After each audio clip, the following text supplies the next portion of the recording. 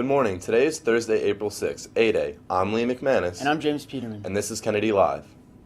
Now for school announcements. Tomorrow will be the last day for both the coin collection for the Leukemia and Lymphoma Children's Organization and for the Lenten Food Drive. Please be generous and donate in the boxes in every homeroom. Attention all Kennedy Catholic Somers residents. The Young Republicans Club at Kennedy has teamed up with the Somers Republicans Club to promote Republican values in our community. We will be working together on political campaigns and on any other issue that gets us to our goal. The Somers Republican Club will present 2 deserving students of the class of 2017, each with a scholarship of $500. To qualify, they must write a 2-page, double-spaced essay on the importance of patriotism. Well, that's a great opportunity. The successful candidates will be Somers residents and demonstrate academic excellence, leadership, qualities and experience, a history of community service, and financial need. All interested students should see Mr. Santini for an application. The deadline for submitting the essay is April 20th. And now over to a Righteous Review with Tomas. Good morning, Kennedy Catholic High School. My name is Tomas Rodina, and welcome to Righteous Reviews. Today we're going to be reviewing Logan, the brand new movie from Marvel Studios. So Logan was a great film. It had some great effects, a great story, and very good acting. I must compliment them on that. However, the movie does suffer from a lack of context, and it gets a little slow at some points. I get it, it's supposed to be character development, but when 2 people are staring at each other for 5 minutes straight, that's not, very gripping. Anyways, the effects were great, story was great, needed context though, like seriously, I had no idea why they were in this situation that they were in the film. Anyways, they get an 8.5 out of 10. If the context was there, it would definitely be a 9.5, but without that context, you're like, what happened here? I don't know. Oh well. Anyways, it was a pretty good movie. Back to our anchors. Thank you, Tomas. Please check to see what community service opportunities are available on our website. Deadlines for some opportunities are approaching, so it is important that everyone keeps an eye on the list as it continues to be updated. Fall driver education students who were not able to complete the classroom portion of the program, please see Mrs. Moore today after Kennedy Live in the gym. Our saint of the day is Saint Crescentia Hose. Crescentia was born in 1682, the daughter of a poor weaver in a little town near Augsburg.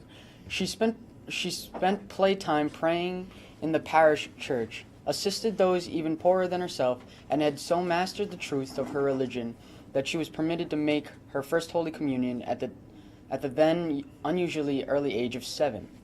As she grew older, she desired to enter the convent of the Tertiaries of St. Francis, but because the convent was poor, the superiors refused her admission.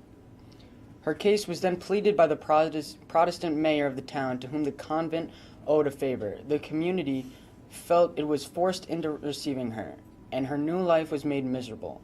Conditions improved 4 years later when a new superior was elected who realized her virtue. Crescentia herself was appointed mistress of novices. She so won the love and respect of the sisters that upon the death of the superior, Crescentia was unanimously elected to that position. Despite her suffering, she was filled with peace and joy as she died on Easter Sunday in 1744. And now over to This Day in History with Will. Hi, I'm William Kasberg, and this is This Day in History.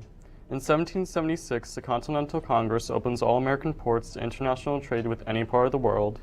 In 1853, Emil Jelinek Mercedes is born. He commissioned engineer Wilhelm Maybach to design the first Mercedes automobile named after Jelinek's daughter. He was born in Leipzig, Germany. In 1896, the first modern Olympic Games are held in Athens, Greece, with athletes from 14 countries participating.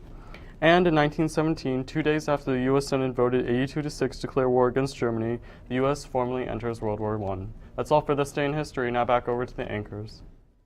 Thank you, Will. In world and local news, severe storms across the southeast spawned several tornadoes yesterday, toppling trees and power lines, causing power outages and forcing over 700 flight cancellations at Atlanta's airport. Flash flooding occurred across the region, and the rain postponed practice rounds for golfers warming up for the Masters Golf Tournament in Augusta. Some tornado damage to buildings was reported in South Carolina, and flash flooding also caused damage around Atlanta. However, no loss of life or significant injuries occurred from yesterday's storms. Amtrak said it hopes to have full rail service restored at New York's Penn Station by Friday. This comes 4 days after a second derailment occurred in 2 weeks at the nation's busiest rail hub. Rail service has been cut back since Monday morning's derailment took out 8 of 21 tracks maintained by Amtrak. Since then, the Long Island Railroad and New Jersey Transit have been operating on an abbreviated schedule. New Jersey Transit alone carries about 100,000 people a day into New York City. The world's most seasoned and experienced spacewoman is getting 3 extra months in orbit. NASA says astronaut Peggy Whitson will remain on the International Space Station until September.